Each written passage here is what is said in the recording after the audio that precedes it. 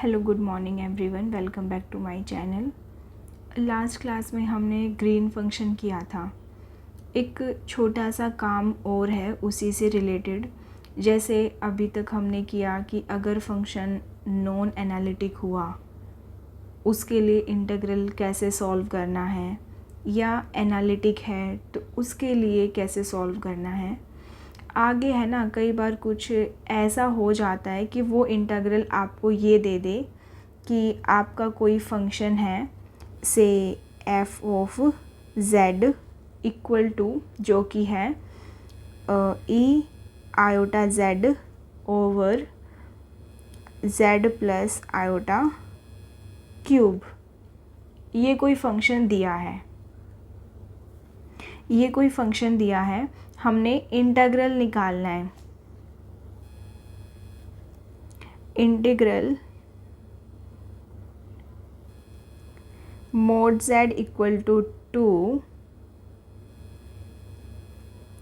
u dx minus v dy। हमें integral निकालना है। मोड जेड इक्वल टू 2 से फंक्शन है u dx minus v dy, ये निकालना है हमें। अगर ये क्वेश्चन आ जाए पेपर में तो कैसे करेंगे, ऐसा कोई क्वेश्चन दिख जाए पेपर में तो कैसे सॉल्व होंगे ये क्वेश्चन। वैसे तो ऐसे क्वेश्चन कभी भी नाइट या गेट में नहीं पूछे गए। ऐसे क्वेश्चन जो हैं वो NBHM में पूछे जाते हैं। अगर ऐसा कोई क्वेश्चन दिख जाए तो सॉल्व करने का क्या तरीका है, अगर इसको देखें, एक काम तो ये कर सकते हैं कि u निकाल लो यहाँ से, v निकालो यहाँ से, v निकाल के यहाँ पुट कर दो और फिर ग्रीन थ्योरम लगा दो। बट दिक्कत तो ये है ना कि अगर यहाँ से आप u और v निकालें, बहुत ज़्यादा लेंथी काम है ये v निकालने वाला यहाँ से। तो फिर कैसे किया जाए इस इंटीग्रल को। तो ऐसे इंटीग्रल को सॉल्व करने की एक ट्रिक होती है। वो क्या, अगर ध्यान से देखें, हम f ऑफ z को क्या लिखते हैं, u प्लस आयोटा v, और dz का मतलब क्या है हमारा, dx प्लस आयोटा dy। ध्यान से देखो, अगर f of z into D Z करें, f of z into D Z करें तो क्या आएगा,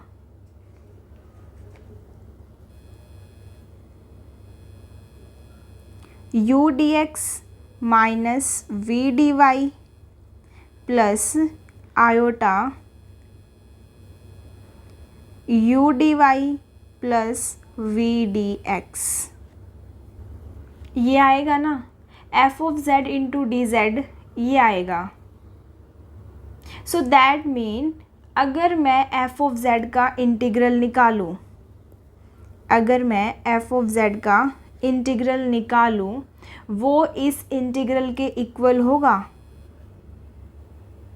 वो इन सारे फंक्शन के इंटीग्रल के इक्वल होगा, या सेपरेट कहें इसके इक्वल होगा, इसके सेपरेट इक्वल होगा, ये बनेगा। अब ध्यान से देखो, जो ये वाला इंटीग्रल है,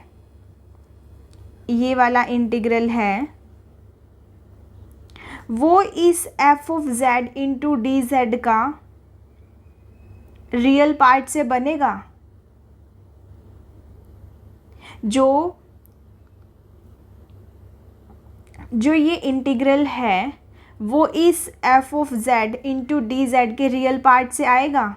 सो दैट मीन इस इंटीग्रल का लिखे होने का मतलब ही क्या है कि आप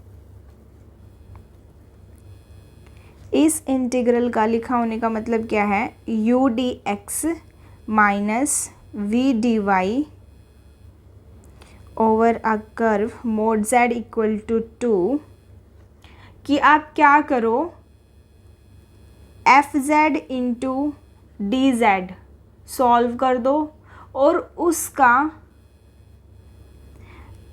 रियल पार्ट कंसिडर कर लो।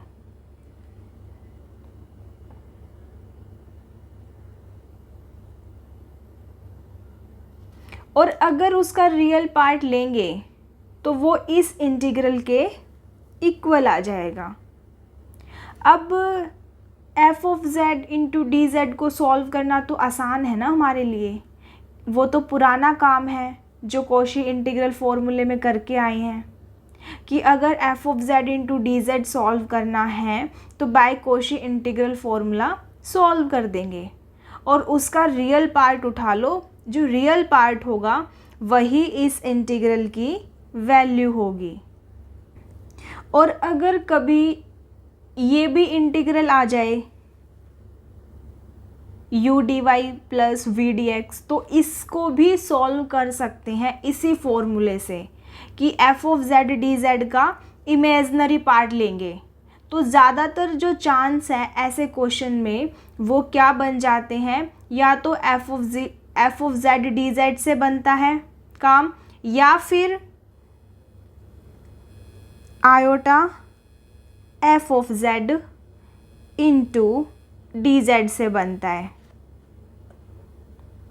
अगर iota F of Z into D Z करेंगे तो आपका जो इंटीग्रल होगा वो क्या होगा, उस फॉर्म में वो क्या बनेगा,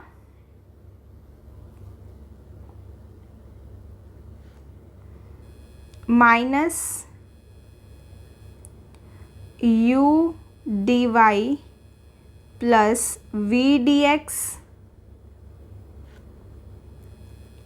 plus iota u D X minus V D Y.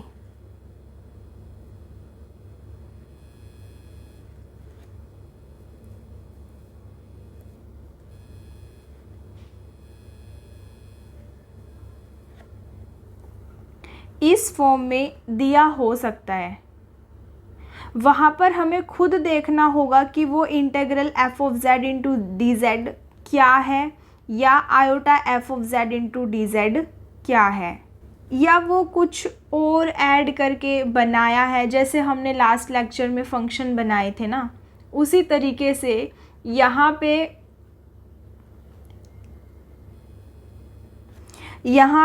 कुछ ऐड करके बनाया जा सकता है। मोस्ट ऑफ द टाइम जो क्वेश्चन है वो F of Z D Z के ऊपर ही बनता है, इन्हीं के ऊपर बनता है, इसी के फॉर्म, तो इसको ध्यान में रखना।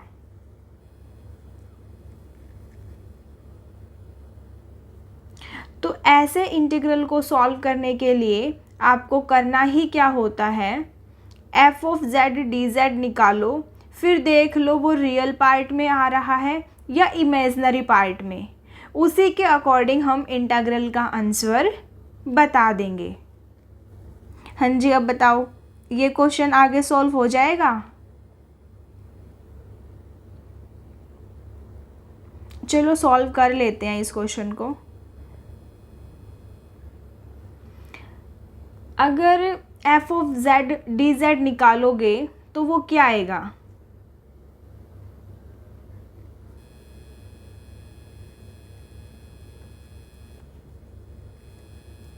Over a curve mod Z equal to 2, ये बनेगा e iota Z by Z plus iota cube into D Z over a curve mod Z equal to 2। अब आप ये देखो पॉइंट जो है -1, पॉइंट जो है -1 वो कर्व के अंदर आ रहा है। दैट मीन इंटीग्रल का आंसर क्या होगा, 2 pi iota by 2 factorial e iota Z का 2 बार डेरिवेटिव करो, क्या आएगा? Iota square e minus iota square, ये बनेगा। देखो इस इंटीग्रल का आंसर यही आएगा बाय कॉशी इंटीग्रल फॉर्मूले से। सो दैट मीन ये क्या बन गया? माइनस पाई आयोटा ई।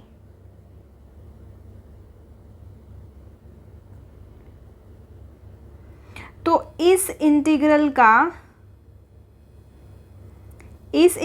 का आंसर क्या होगा? 0 होगा।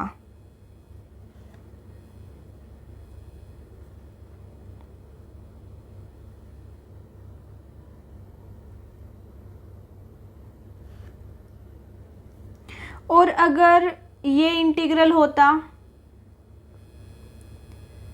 u dy plus V D X, तो क्या आता इसका आंसर? तो इसका बनता ना माइनस पाई ई, ये बनता ना। इतना क्लियर है सभी को? वैसे ये कम दिखेंगे क्वेश्चन आपको, ज़्यादातर क्वेश्चन जो हैं वो कॉशी इंटीग्रल फॉर्मूला या कॉशी थ्योरम के ही दिखेंगे। जो इसके बाद जो हमने क्वेश्चन किए हैं वो क्वेश्चन कम आते हैं।